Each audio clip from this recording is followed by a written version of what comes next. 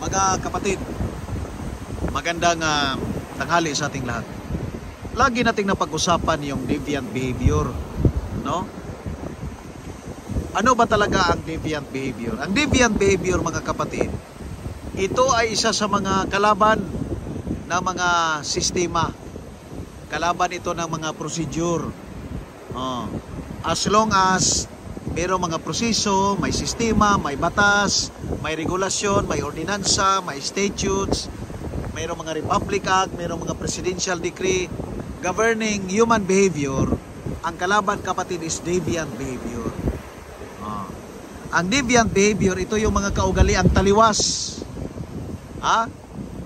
Ito yung mga kaugaliang taliwas sa mga nakasanayan, sa mga bagay na gustong itama at iwasto ng mga procedure, mga approved method statement, mga batas, mga regulasyon, mga ordinansa, mga statutes at mga Republic Act, mga batas sa pagawaan at batas sa bansa. So ang deviant behavior, mga kapatid, ay nagkukumporme ito. Ang deviant behavior ng tao nagdidepende sa kanyang environment. When the conditions of the environment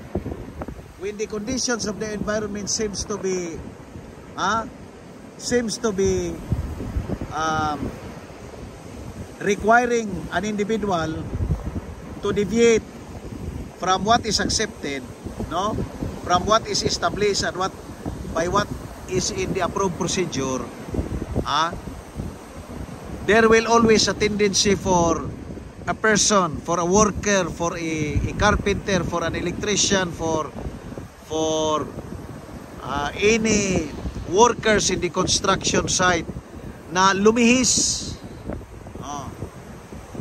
So yung kanyang paglihis, now, kapatid, ang deviant behavior, hindi lang ito na pagmamayari ng isa sa mga apat na temperament. Di ba meron tayong pinag-uusapang apat na temperament ng human behavior? Ano-ano ito, mga kapatid? Ang mga ito yung sanguine, melancholic, choleric, phlegmatic,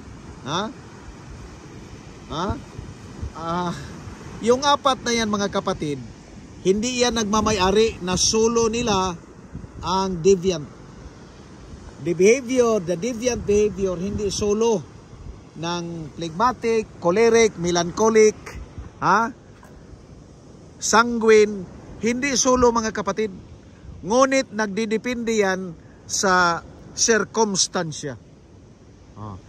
Pag ang isang tao ay naipit and he will be forced, upon his judgment, ang nakita niya na yun na lang yung natirang recourse para sa kanya na lumihis, na lumihis doon sa mga approved procedure, mga kapatid. So kahit sanguine, kahit choleric, kahit phlegmatic, kahit melancholic, a person has the tendency to deviate. Magde-deviate talaga yan.